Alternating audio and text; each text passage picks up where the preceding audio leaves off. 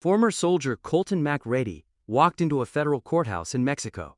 As he passed through the metal detector, he took off his belt. The guard didn't bother checking it. And he should have, because a knife was hidden inside that belt. With it, Colton stabbed 2 Mexican men to death inside an elevator. The slaughter continued in the hallway. After taking down 3 more, Colton entered the room he was looking for. Inside, cartel members were partying with escort girls. The veteran abruptly ended the fun. After killing a couple more amigos, he showed the boss a photo of his niece. Meanwhile, security was alerted about a crazy gringo killing everyone in sight. Haley was being held in a storage room full of mops. Luckily, Colton arrived just in time. She hadn't been harmed. He quietly killed Victor, then heard the elevator arrive. The guards were dealt with just as easily as the gangsters. Colton freed Haley. On the keychain was a strange flash drive, which he slipped into his pocket. He got his niece safely back onto American soil and drove her home. Cartel boss Fernando ordered his nephew to avenge his murdered brother. Haley's stepfather had cheated the cartel out of money. That's why she was taken hostage. But the real problem wasn't the debt or the girl. The gringo had taken a very important flash drive. Ignacio had run away and failed to stop him, and for that, Fernando ordered a low-level thug executed on the spot. A real warrior doesn't run when his friends and family are being killed. Colton brought Haley to the family ranch. Angela knew only her brother could handle this, so she called him immediately after her daughter was kidnapped. But there was no time to relax. The Mexican gangsters would be coming soon. Fernando contacted a corrupt sheriff and ordered him to arrest Haley's stepfather, and his guest as well. Sheriff Jasper received Colton's photo and grew tense. This man wouldn't be easy to deal with. 3 cars filled with the cartel's best killers crossed the U.S. border. Just as Angela finished packing, her husband, the man responsible for all this, showed up. Walt lashed out at his wife, claiming everything was under control. There was no need to call her psycho brother. He planned to take the women away, but Colton stopped him. Haley and Angela made it clear they didn't want to see Walt ever again. The family loaded their things into a pickup truck. It felt wrong. But Angela was blamed for everything. What choice did she really have? Her husband had died, leaving her and her daughter drowning in debt. She knew Walt was a scumbag, but it was the only way they survived. Colton spotted 2 police cars in the distance. A killer can't be seen, so he hid in the guest house. Walt walked out of the main house and was shocked when the sheriff tried to arrest him.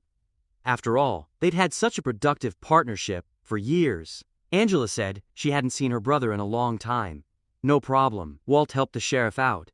Deputy White didn't like what was going on. He hid the women behind a vehicle. Jasper ordered Colton to come out, but Colton had no intention of obeying. Jasper sent his men toward the house, saying they were honest guys, and Colton wouldn't hurt them. The veteran took them out in seconds, grabbed a shotgun, and stormed outside. Angela stopped Jasper from shooting him, giving Colton a chance to escape. White and his young partner gave chase. The sheriff shoved Angela and her daughter into a car. Walt begged Jasper to let him go for his help, but the sheriff planned to hand the idiot over to the cartel instead. Shut up, Walt. Right then, 3 cars carrying dangerous Mexican gunmen drove onto the ranch grounds. Colton was still trying to shake off his pursuers.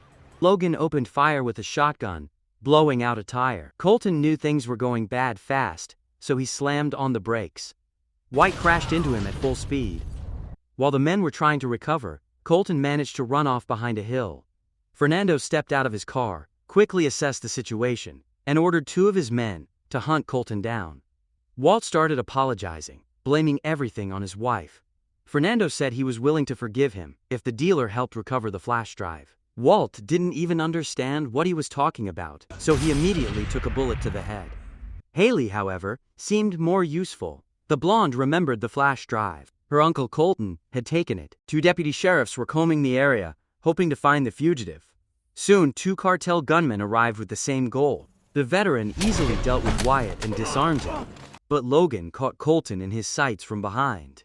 Colton was about to surrender when the young deputy was suddenly gunned down by the cartel. They opened fire on Colton as well, forcing him to retreat into the trees together with White. Fernando ordered the gringo killed if the flash drive wasn't on him. Colton didn't even remember having any flash drive. He rushed to get out of the area, but White hesitated and ended up joining his partner in death. Colton returned fire and killed one of the gunmen with his shotgun. Unfortunately, that was his last shell. Luckily, Cruz didn't take advantage of it and chose to close the distance instead. It turned out he was fairly skilled in hand-to-hand combat. Colton landed several knife wounds. Cruz tried to defend himself using a belt, and even managed to knock the knife away. But the veteran didn't need weapons. His hands and legs were more than enough. He slammed Cruz to the ground and crushed his elbows under his boots. That's how Fernando lost another nephew. The old fool learned nothing and sent 2 more men after Colton. The sheriff told the cartel boss that Colton was officially wanted.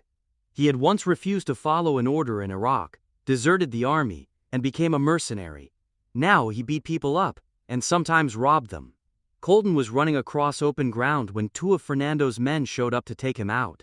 He immediately engaged one in a shootout, and before long, 1 more cartel thug was down. Colton jumped over a vehicle and was about to take out the second guy, but his AK jammed, so he had to dash and leap a bit longer. Eventually, he managed to wound Lobo and check that the hostages were safe. He told Lobo about the flash drive. Just like always, it contained all the data on accounts and cartel members. After getting the info he needed, Colton shot Lobo and sprinted back to the ranch. The sheriff panicked, planning to cut ties with the cartel forever, but Fernando threatened his son. At the ranch, the watchman was distracted, staring at the scenery, instead of keeping an eye out, so Colton quietly approached and strangled him. News of the losses reached Fernando. He dragged Haley outside and warned Colton that if he didn't show himself, he'd kill her. Colton agreed and tossed his rifle aside. Almost every cartel member had him in their sights now. Fernando demanded the flash drive. Colton approached the house, allowed himself a quick search, and then suddenly pulled out a hidden pistol. He blew up a gas canister near the shed. For some reason, all the cartel members were gathered outside, which gave Colton the perfect chance to rush into the house with his sister and niece. He barricaded the door with a wardrobe. Angela grabbed another rifle from the wall and joined in on the defense. The women were safe because the cartel had decided to vent their anger on the furniture instead. Fernando, as usual, only sent in 2 men at a time through the back exit. Colton was already waiting for them. He propped the door with a shelf and ran upstairs with his family.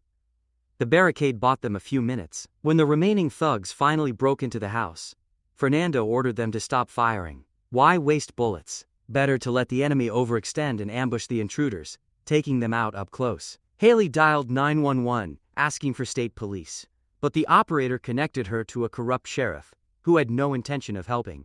Meanwhile, one lone caballero wandered the house while the rest of the cartel lounged outside. He was supposed to be an easy target for the seasoned veteran, but he put up a fight. A little help might have made a difference, but Fernando strictly followed his plan. Never send in more than 2 men at once. Finally, the boss ordered all the remaining thugs to storm the house. They tried to come in from every angle. Colton, firing as he went, made his way back to the 2nd floor. The firefight lasted a long time. Colton was running low on ammo when Fernando himself appeared, ordering his men to attack one by one, to their deaths if needed. Colton told his family to escape through the window. The yard was finally clear. Fernando still thought he had too many fighters outside, so he sent a couple more upstairs. The hallway was lined with doors, and the intruders didn't know which to choose. Colton shot one, and then braced both behind a door. A third thug killed his own comrade and fired through the wall at Colton. Eventually 2 of them squeezed into a narrow closet, continuing the fight. Colton was stabbed by a third, but the women managed to reach the garage, though not escape. Fernando had them in his sights and ordered them outside, ready to kill, but the sheriff intervened with his shotgun. He hadn't forgiven Fernando for threatening his son, but that didn't mean he'd turned good. Colton was still fighting Fernando's remaining men. Finally, he stabbed both, taking out the last one with a shot to the groin. Colton ran outside and shot the sheriff twice with his bulletproof vest. When Jasper recovered, Colton gave him a choice: handcuffs or shotgun. He stepped back and waited. Jasper hesitated, then grabbed the shotgun, and a single shot made a hole through his skull. Colton handed the flash drive to Angela and quickly left the ranch before the police could arrive.